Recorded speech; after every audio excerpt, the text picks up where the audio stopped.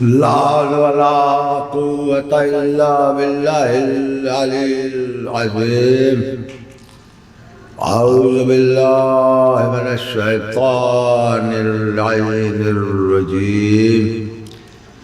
بسم الله الرحمن الرحيم. الحمد لله رب العالمين، والعاقبة للمتقين، والجنة للموحدين، والنار للملحدين. والصلاة والسلام على أشرف الأنبياء والمرسلين، وسيدنا ونبينا وطبيب نفوسنا بالقاسم محمد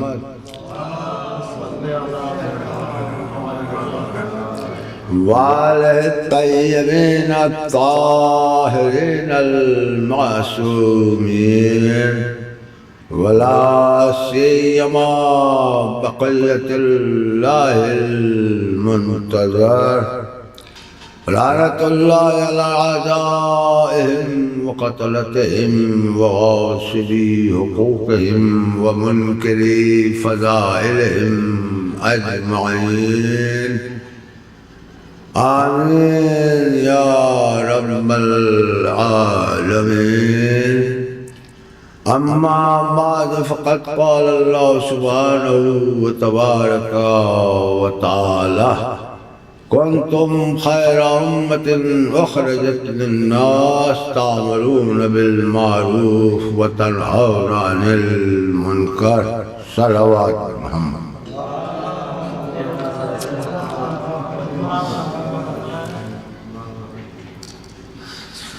کب اس کے مجلس کا آغاز کروں، کچھ آپ لوگ بھی ثواب میں زیادہ شریک ہو جائیں۔ ایک مرتبہ سورہ حم، 3 مرتبہ سورہ اخلاص کی تلاوت فرما کے خاتون زہرا بنت محمد حسین، علی رضا مرحوم ابن جان علی، ڈاکٹر شکیل احمد ابن قائم علی، بلقیس فاطمہ بنت حسن عباس، نسیم حیدر ابن حسن مرحوم کی روح کو بخش۔ بسم اللہ الرحمن الرحیم۔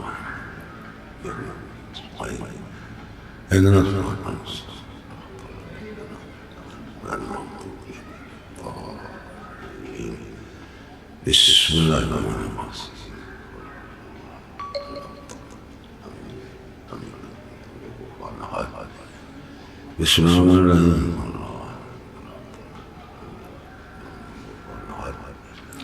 بسم اللہ الرحمن الرحیم۔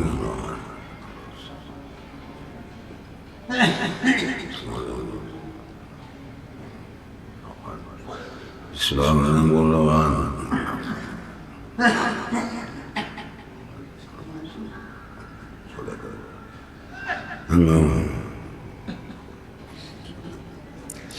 دوبارہ پھر سورہ حمد اور سورہ قل اللہ کی تلاوت فرما کے والدین حسین حیدر خان، والدین قمر عباس، والدین ماسٹر انور عباس، والدین الحاج بیگم حسین، خدیجہ بی بی بنت نذیر حسین خان کی روح کو بخش۔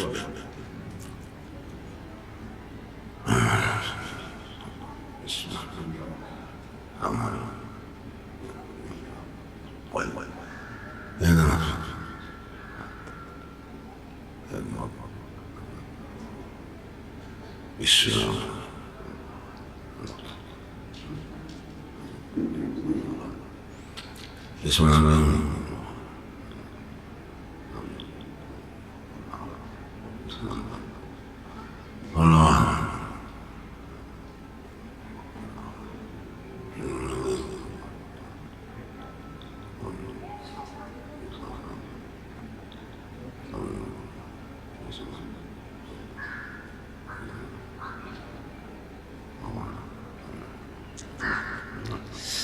ایک مرتبہ پھر سورہ حمد اور سورہ اخلاص کی تلاوت فرما کے اصغر حسین مرحوم، والدین بختیار الحسن، شاہد عباس ابن بختیار الحسن، عامر عباس ابن بختیار الحسن، علی قائم خان ابن قوی خان، زید النساء مرحومہ کی روح کو ایصال ثواب فرما۔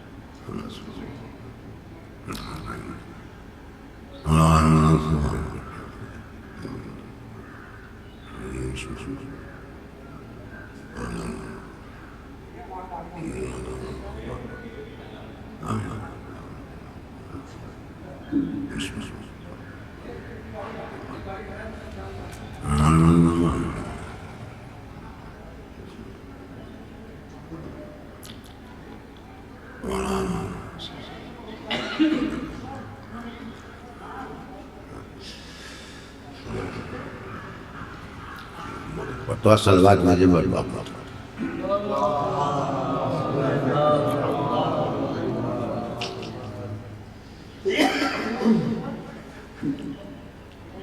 خداوند عالم ارشاد فرما رہا ہے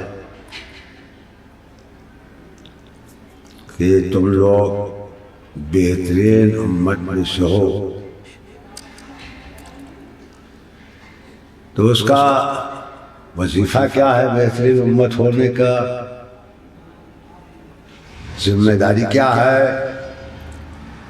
لوگ نکلیں گھروں سے، قریوں سے، شہروں سے، ضلع سے، صوبے سے، ملک سے نکلنا ہے۔ کس لیے نکلنا ہے؟ امر بالمعروف کرنا ہے اور نہی عن منکر کرنا ہے۔ اور آج کی تاریخ جو امام حسین کے سفر سے موسوم ہے، جس میں امام حسین نے مدینے سے سفر کیا، تو آپ نے بھی اسی آیت کے عنوان سے اپنا قول پیش کیا کہ میں کیوں نکل رہا ہوں؟ اس لیے کہ اپنے نانا کی امت کے اصلاح کر سکوں اور امر بالمعروف اور نہی عن المنکر کروں۔ اگر یہ قوم مان لیتی ہے کیا کہنا، اور اگر نہیں مانتی تو میں صبر کروں گا۔ یعنی آپ بتائیں، جو حسین اپنا نظریہ پیش کر رہے ہیں، اس میں کہیں سے جنگ کا شبہہ یا شک ہے؟ جو لوگ کہہ دیتے ہیں آسانی سے، ان سے ہماری گزارش ہے کہ وہ کم از کم اگر تاریخ نہیں دیکھ سکتے تو یہ مشہور قول امام حسین کا دیکھ لے، خود ہی معلوم ہو جائے گا کہ امام حسین کیوں نکلے تھے۔ اس کے بعد نکلتے وقت آپ نے علیہ السلام ایک قرآن کی آیت کی تلاوت کی، جس کا مفہوم یہ ہے کہ میں فی سبیل اللہ، اللہ کی راہ میں نکل رہا ہوں، اللہ کے لیے نکل رہا ہوں، اللہ کے راستے پر نکل رہا ہوں۔ بہرحال الفاظ کا فرق ہے، ورنہ مفہوم دونوں کا ایک ہی ہے، امر بالمعروف نہی عن المنکر کرنا، تو یہ بھی اللہ ہی کے راستہ ہے۔ تو آپ آئیے ایک نظر تاریخ پر ڈالیں، جیسا کہ میں نے ہمیشہ اس مجلس میں اس کا خیال رکھا ہے، اور آج شاید میں پوری طریقے سے بیان نہ کر سکوں کیونکہ اب ہمارے پاس صرف 15 منٹ بچا ہے، بلکہ اب 11 ہی منٹ رہ گیا۔ صلوات بھیجیں پر محمد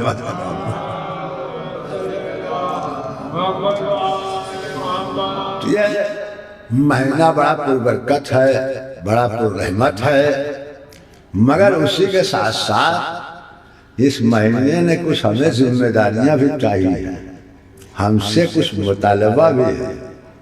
دیکھیے خیبر کے سن کر واہ واہ کر لینا اور ہے، خیبر کو سمجھ کے اس سے اپنی ذمہ داری نکال لینا یہ اور بات ہے۔ تو ایک بار کا رجع تاریخ وہ ہے کہ 3 خوشیاں اپنے دامن میں لیے ہوئے ہیں۔ 24 رجب، پہلی خوشی کیا ہے؟ خیبر فتح ہو گیا جو سب جانتے ہیں۔ دوسری خوشی کیا ہے؟ جناب اصغر کی ولادت ہوئی، یہ بھی اکثریت جانتی ہے۔ تیسری خوشی کیا ہے؟ جعفر حبشہ سے واپس ہوئے، جسے ہم تقریباً نظر انداز کر دیتے ہیں کہ وہ سفر میں گئے تھے واپس آئے گئے تو کون سی بڑی بات ہے، مگر نہیں، اس کو قول رسول میں سمجھنے کی کوشش کی کہ جب جعفر واپس آئے ہیں، ادھر جعفر واپس آئے ہیں، ادھر علی خیبر کو فتح کر کے واپس آئے ہیں، تو رسول اللہ نے ایک فکرہ کہا ہے۔ وہ کیا کہا ہے کہ ہمارے سمجھ میں نہیں آتا کہ ہم کون سی خوشی زیادہ منائیں، فتح خیبر کی یا واپسی جعفر کی۔ یعنی کیا مطلب ہوا؟ رسول یہ بتانا چاہتے ہیں کہ خیبر سے فتح کے وزن سے کچھ کم نہیں ہے جعفر کی واپسی، بلکہ کیا ہے؟ برابر ہے۔ وقت کا رسول نہیں طے کر رہا ہے کہ ہم کس کو زیادہ سمجھیں، تو ظاہر سی بات ہے کہ پھر اور کون طے کرے گا؟ ہم آپ جہاں جس خوشی جاتے ہی نہیں۔ مقصد کیا ہوا؟ یہ پیغام تو آپ نے سن لیا، رسول کے گفتگو بھی سن لیا، خیبر کی فتح بھی سن لیا، مگر اس میں ہمارے لیے پیغام کیا نکلا؟ اب اگر تاریخ پر نظر ہے تو اس میں 2 پیغام اہم ہیں۔ ایک پیغام تو یہ ہے کہ باطل کے سامنے سر نہ جھکاؤ، پیٹھ مت دکھاؤ، یہ خیبر نے دیا ہے، علی نے دیا ہے۔ دوسرا پیغام کیا ہے؟ سفر کرو، دین کو بھی بچاؤ، دین کو دوسروں کو بتاؤ بھی۔ جعفر کے سفر کا کیا مطلب نکلا تھا؟ یہی تو نکلا تھا، مدینے سے جو حبشہ سفر گئے تھے کیا کیا تھا؟ اپنا دین بھی بچایا، دین کو نشر بھی کیا، دین کو پہنچایا بھی۔ تو آپ رسول اللہ دونوں کا فیصلہ کیا کر رہے ہیں؟ ہم یہ نہیں طے کر پائے کہ ہم خوشی کس کی زیادہ منائیں، دین بچا کے دین پہنچانے والے کی یا باطل کے سامنے ڈٹ جانے والے۔ یہ ایک میسج ہے، ایک پیغام ہے دونوں واقعے میں کہ باطل کے آگے سر نہ جھکاؤ اور دین کو کسی عالم میں چھوڑو نہیں، اور جہاں تک کوشش ہو دین کو پہنچاؤ۔ یہ دونوں بھائیوں نے دو پیغام دیا ہے، ایک حضرت علی کا پیغام ہے، ایک جناب جعفر کا پیغام ہے جو قول رسول سے واضح ہو رہا ہے۔ یعنی سفر کا ایک مقصد خود رسول نے طے کیا کہ دین کا بچانا بھی ہے، دین کو پہنچانا بھی ہے۔ اب آئیے اس کے بعد آئی 25، بہت جلدی جلدی ٹائم نہیں ہے، بس سن لیجیے، باقی کبھی موقع رات پھر دیکھیں گے اس تفصیل سے۔ 25 تاریخ امام موسیٰ کاظم کی شہادت۔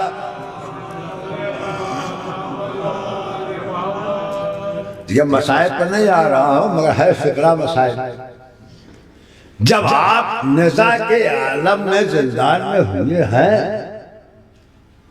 اور موت آنے والی ہو گئی تو راوی نے کہا کہ امام موسیٰ کاظم نے ہم سے کہا کہ ہمیں حیات ملے چاہیے۔ حیات سمجھے؟ آپ کے آسان لفظوں میں کہہ دوں کہ ہاتھا جس کو آپ کہتے ہیں، یعنی میدان کھلے میں۔ اس کا بیان ہے کہ ہمیں بڑا تعجب ہوا کہ آقا جا رہے ہیں، زہر اثر کر چکا ہے، موت قریب ہے، اٹھا نہیں جا رہا ہے، جو اس سے کمزوری ہے، یہ حیات میں جانے کا مطالبہ کیا ہے؟ بہرحال اس نے سہارا دیا، آپ حیات میں پہنچے۔ اب حیات میں جو پہنچے ہیں تو آپ نے کیا کیا ہے؟ اتنا کیا ہے کہ مرتبہ کربلا کا رخ کیا ہے، کہا السلام علیکم ابا عبداللہ۔ اتنے میں آپ کے وارث آ گئے اور آپ نے انتقال کر دیا۔ کیا پیغام پہنچا اس رجب کو 25 کا کہ زندگی کے آخری لمحے تک کربلا بھولنے نہ پائے۔ اب اس کے بعد آئیے ایک سفر ہے رسول اللہ کا۔ رسول اللہ کا ہم کہہ رہے ہیں، قرآن جو ہے عبد کہہ رہا ہے، بندگی کا سفر ہے۔ یعنی رسول نے یہ سمجھانے کی کوشش کی ہے کہ ہمارے سفر پر نظر نہ رکھنا، ہمارے مقصد سفر پر نظر رکھنا۔ ہم اس لیے آئے ہیں کہ تمہیں بلندی عطا کرے۔ اب وقت نہیں، ہم کیسے بتائیں کہ کیسے بلندیاں ملتی ہیں۔ اچھا، یہ بلندی پر سفر رسول اللہ نے کیا کس لیے؟ بہت جلدی معراج نہیں پڑھنا ہے۔ کیا کیا؟ کس لیے کیا؟ ہمارے لیے پیغام دیا کہ عبدیت کا مقام وہ ہے کہ خدا پکارے اور قریب آؤ۔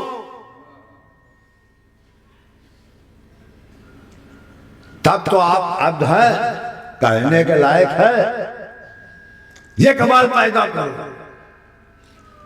گئے کس لیے؟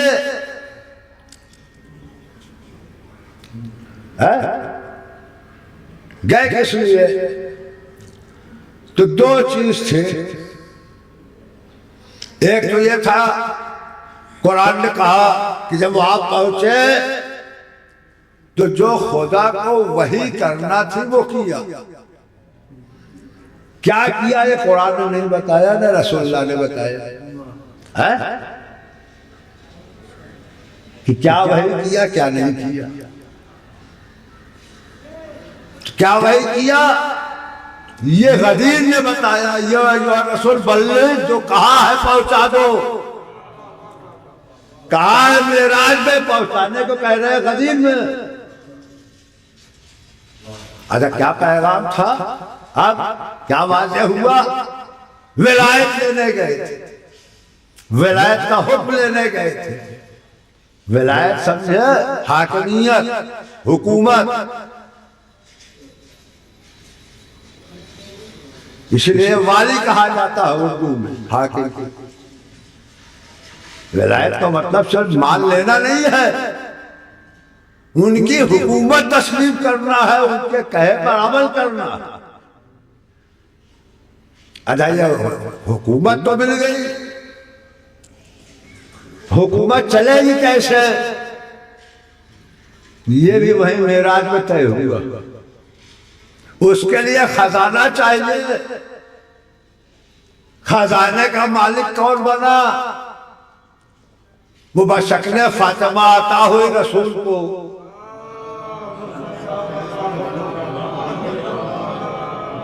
معراج میں یہی دو چیز ہوئی ہے، ایک ولایت اور ایک فاطمہ کو لینے گئے تھے۔ یعنی رسول کی معراج یا تو ذکر علی کا نام ہے یا تذکرہ فاطمہ کا نام ہے۔ آگے بات سمجھ میں؟ اب خزانہ کیا تھا؟ دیکھیے، رسول نے علی کی ولایت کا اعلان کیا ہے غدیر میں۔ ولایت سے پہلے فتح خیبر کے بعد فدق کو فاطمہ کو دیا ہے۔ حاکم تم رہو گے، حکومت یہ چلائے گی۔ صلوات بھیجے پر محمد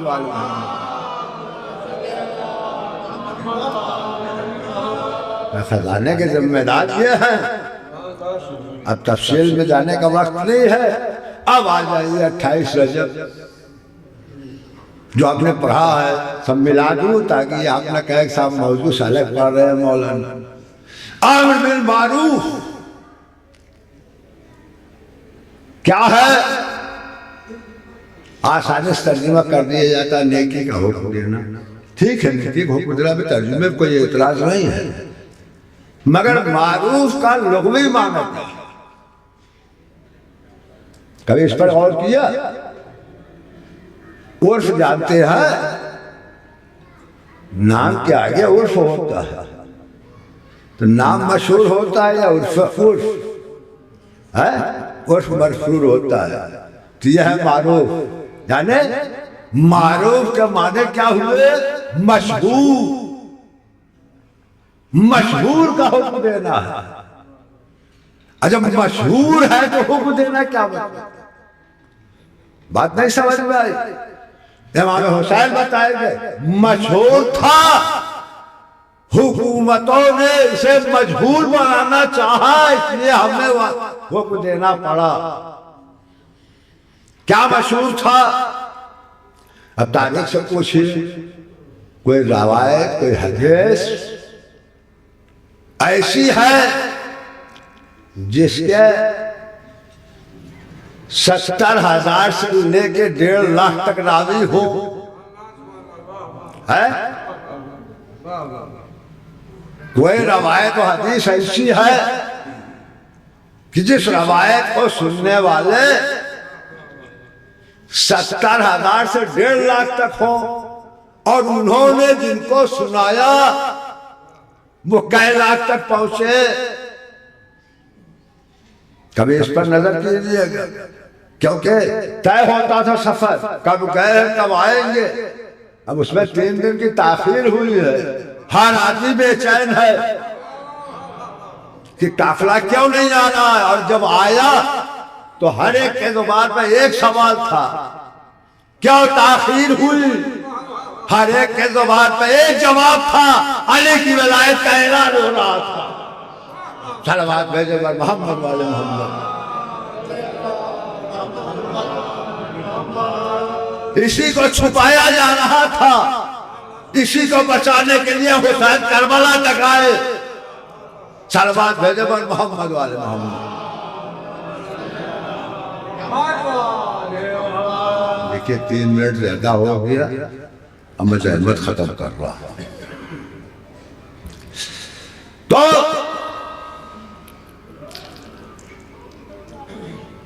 اٹھائیس رجب امر بالمعروف اور نہی عن المنکر کے لیے نکلے۔ کب کہاں سے شروع کیا؟ حسین نے اس معروف کے عام کا ہو اس پر بھی نظر رہے، کربلا میں پہنچ کے نہیں، دوران سفر نہیں، مدینے کے سفر سے پہلے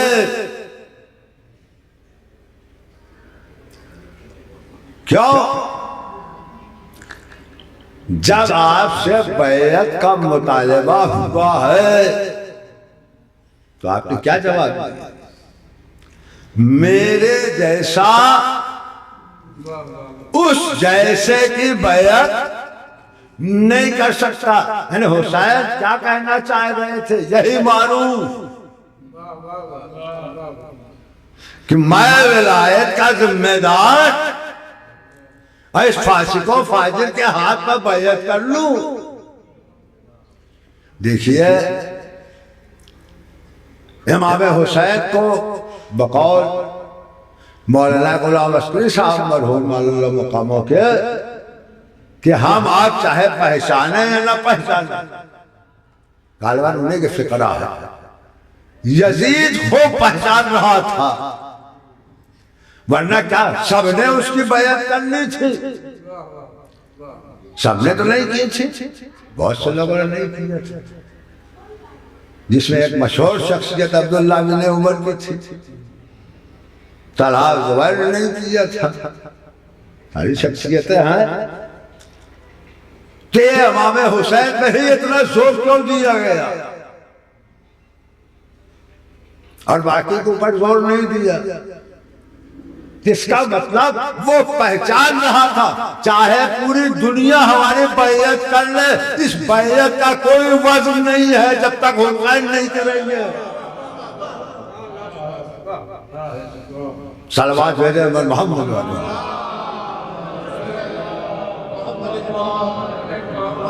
اس لیے اس نے مطالبہ کیا تھا. اور امام حسین بیت السلام میں سر کو جھکائے ہوئے آئے. زینب سمجھ گئی بھائی کو کچھ غم ہے. کہا بھیا کیا ہوا؟ کہا دربار میں بلایا گیا. کہا کیا فیصلہ کیا؟ کہا ہمیں جانا ہے. کیسے جائیں گے؟ کہا بلایا آپ نے، ہم چلے جائیں گے. کہا نہ ہم ایسے نہیں جانے دیں گے، سب ساتھ جائیں گے. عباس جائیں گے، علی اکبر جائیں گے، قاسم جائیں گے، ابن محمد جائیں گے. ظالمہ جابر کے دربار میں ہم آپ کو تنہا نہ جانے دیں گے.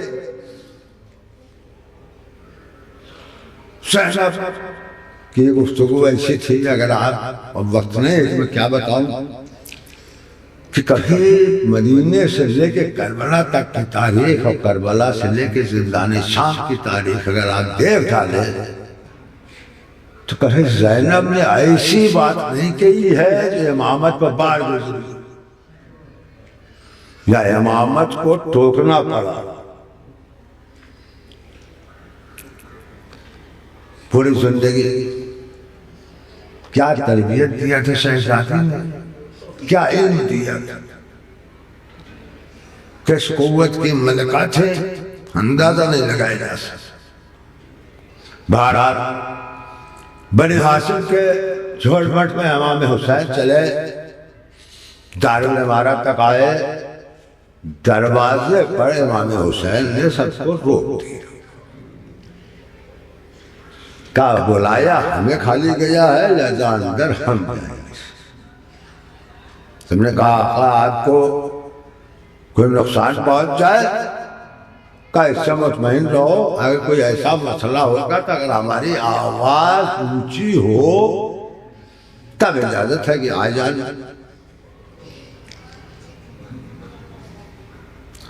اب چلے گئے اندر. اب اندر جب گئے تو روایت یہ ہے کہ دروازہ اندر سے بند کر دیا. جب دروازہ اندر سے بند ہوا ہے تب علی اکبر گھر گئے، ورنہ ابھی تک یہ تھا کہ عباس کہ پیچھے سے اب اکبر عباس کے بغل میں آ گئے، کہا چچا دیکھ رہے ہیں؟ دروازہ اندر سے بند ہو گیا، کہا بیٹا گھبراؤ نہیں، آقا کی آواز تو اونچی ہونے دو۔ اور جیسے امام حسین کی آواز اونچی ہوئی ہے، تاریخ یہ بتاتی ہے کہ اپنے انگلیوں سے دارالامارہ کے دروازے کو ایسا کھینچا ہے عباس نے، پورے دارالکعبہ میں زلزلہ کی کیفیت آ گئی اور دروازہ باہر نکل آیا۔ عباس اندر داخل ہونا چاہ رہے تھے کہ امام حسین نے روک دیا،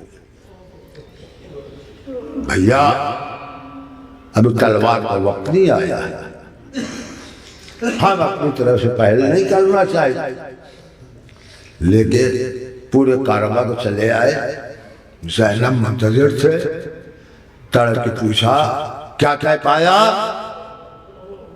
کہا بہن ہمیں سفر کرنا۔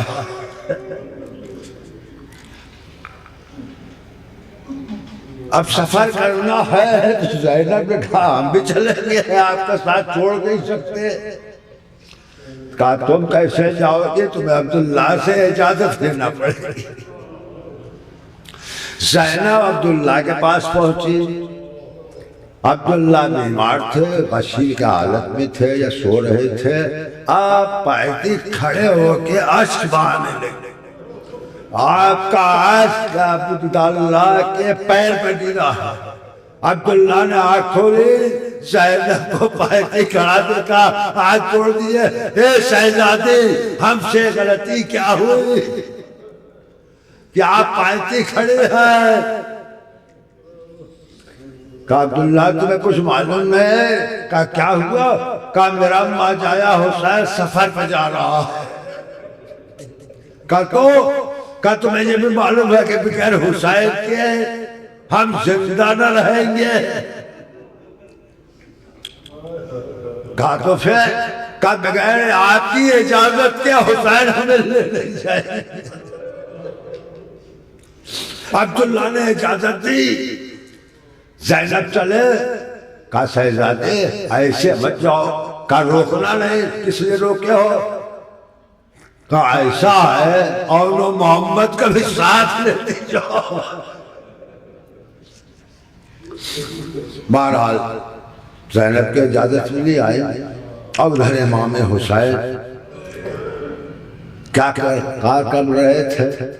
روضہ رسول پر گریہ و فریاد کر رہے تھے، نالہ و شیون کر رہے تھے کہ اتنے میں باب حسین پہ غنودگی طاری ہوئی۔ اب غنودگی طاری ہوئے تو انہوں نے کیا دیکھا کہ رسول اللہ کمر تک قبر سے باہر آئے۔ آپ نے چاہا کہ رسول اللہ سے نپٹ جائے گا، مجھے اپنے ساتھ قبر میں لے لیجیے، امت جینے نہیں دے رہی ہے۔ رسول اللہ نے کہا اے حسین تمہیں کربلا تک جانا ہے۔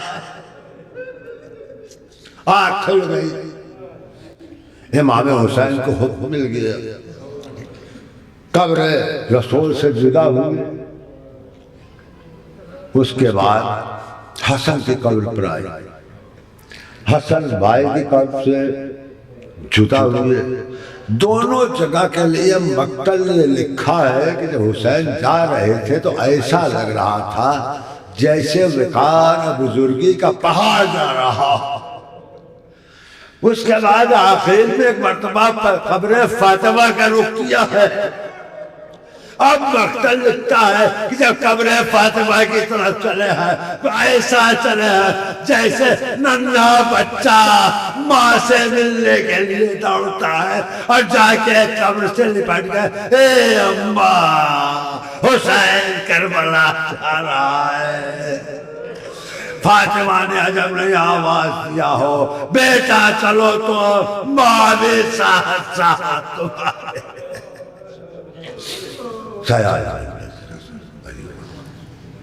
باقی محمد والے محمد مارے رہا ایک مختصر سا توسط قبول فرمانا، مرحومین کو اللہ لیل میں جگہ عنایت فرمانا، جو زندہ ہیں انہیں گناہ کبیرہ اور صغیرہ سے معاف فرمانا، نیکیوں کی توفیق عنایت فرمانا، انہیں اس وقت تک زندہ رکھنا جب تک کہ ان کے گناہوں کو معاف نہ کر دینا، اور جو نہیں ہے ہمارے درمیان ان کے مقام و درجات کو بلندی عنایت فرمانا، ان کے ذمہ فرائض میں کوتاہیاں معاف فرما، جو صاحبان حاجت ان کی حاجتوں کو بھر رہا، جو مقروض ہوں ان کے قرض کی ادائیگی کے سبب فرما، جن کے رزق میں کمی ہو وسعت عنایت فرما، جو صاحبان رزق ہوں انہیں انفاق کی توفیق عنایت فرما، علماء اعلام کا سایہ ہمارے سروں پر باقی رکھ، مراحل اکرام کو طولانی حیات عنایت فرما، امام زمانہ کے ظہور میں تاجیل عنایت فرما، ان کی آوان و انصار میں ہمیں شمار فرما، باقی محمد و آل محمد۔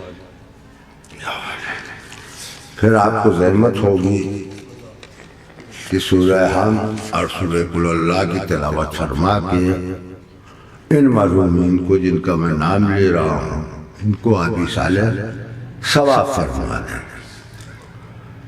خاتون زہرا بنت محمد حسین، علی رضا مرحوم ابن جان علی، ڈاکٹر شکیل احمد خان ابن قائم علی، بلقیس فاطمہ بنت حسن عباس، نسیم حیدر ابن علی حسن، والدین حسین حیدر خان، والدین قمر عباس خان، والدین ماسٹر انور عباس، والدین الحاج زیگل حسین، خدیجہ بی بی بنت نذیر حسین، اصغر حسین خان، والدین بختیار الحسن، شاہد عباس ابن بختیار الحسن، عامر عباس ابن بختیار الحسن، علی قائم خان ابن قوی خان اور زیبن النساء مرحومہ کو ایصال ثواب فرما دے۔ سورہ حمد سورہ قل اللہ پڑھ